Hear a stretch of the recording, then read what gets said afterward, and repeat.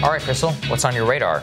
Well, Trump, Biden, and Bernie have now all given their coronavirus response addresses, and surprise, surprise, Bernie was the only one who had ideas that were remotely up to the challenge of this crisis and who focused on the disproportionate impact to vulnerable communities, lower-income people, and the American working class. In addition, those who depend on tips, and the restaurant industry is suffering very much from the meltdown, those who depend on tips, gig workers, domestic workers, and independent contractors must also qualify for unemployment insurance to make up for the income that they lose during this crisis.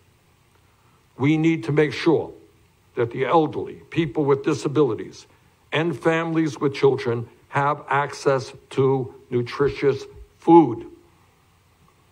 That means expanding the Meals on Wheels program.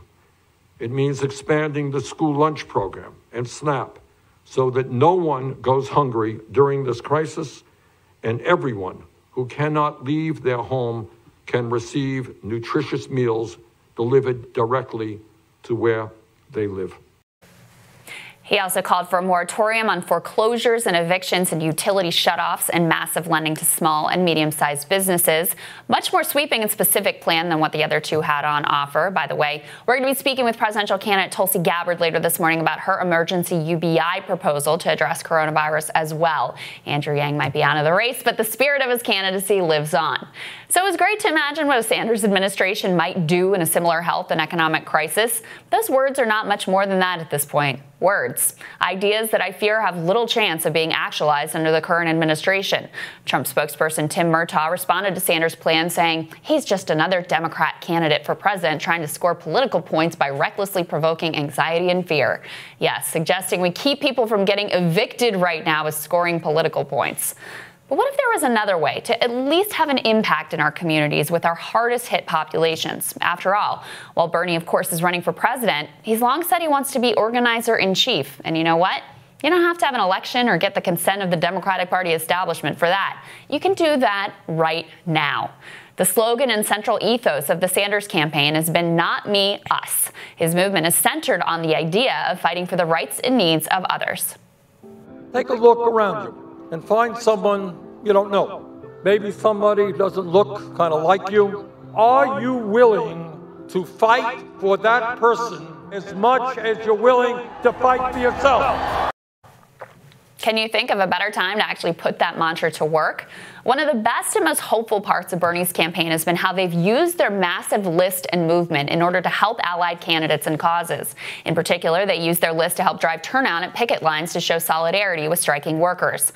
Well, now, as Americans' lives are increasingly turned upside down by this crisis, there's no reason why the Sanders faithful, who live in nearly every community and certainly in every state across the country, couldn't be mobilized to help those who need it.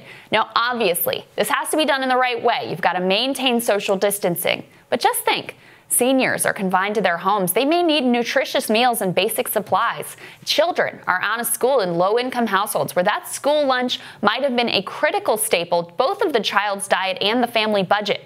Donations for those who've been hit hard financially will need to be organized and distributed. Lonely elders stuck at home may just need someone to call on the phone and give them some companionship. It's a real thing.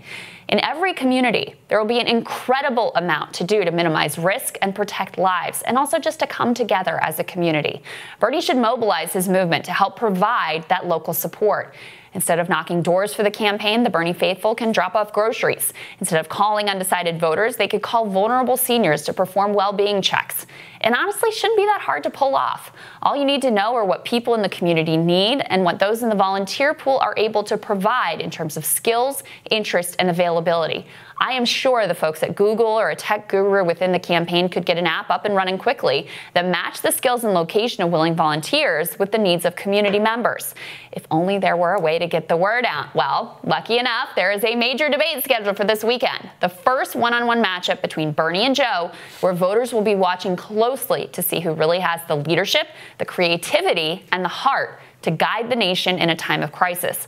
What better time to announce the Not Me, Us Volunteer Corps and go ahead and get to organizing?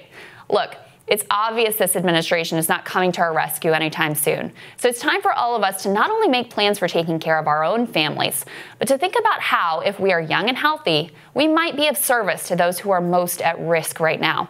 Bernie could lead the way by galvanizing his list into an instant network of nationwide public servants. The primary goal, of course, is just to be of service. But it would also show great leadership and character and the true intent of his movement. The nation could see what those toxic Bernie bros are really all about. And there's nothing better than actually feeling useful, empowered, and like you're having a positive impact in a time that's filled with so much uncertainty and chaos.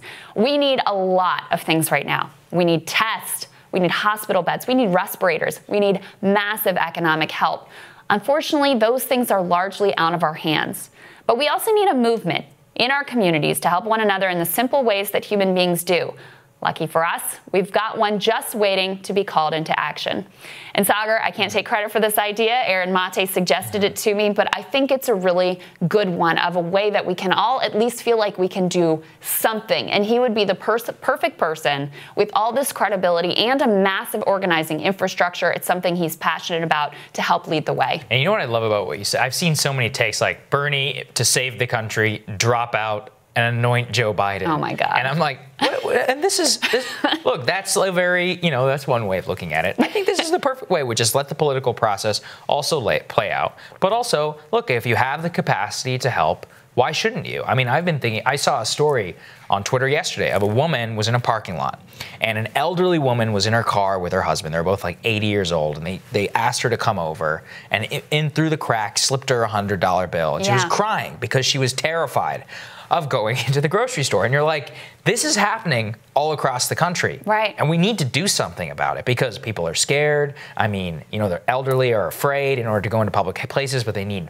food and groceries. This is the perfect way to do about it. Civil society needs to kick in because this is the time when people are needed. And the sad thing is that our communities have been so sort of stripped out and sucked dry that in a lot of ways we don't have the normal networks of social support that we would have had in a previous It's all era. artificial. I live in an apartment building with like 500 people. I don't even know the people who are next to me, right? Right, you wouldn't know who's in the building who needs help, who you may need to like knock on the door and make sure that they have what they need. And especially for those of us, look, we know what the risk factors are, right? We know who really needs to just stay home. Like anybody over the age of 80 just needs to be at home, not going out, not risking exposure. And everybody, of course, needs to practice social distancing. So like I said, it's got to be done in the right way.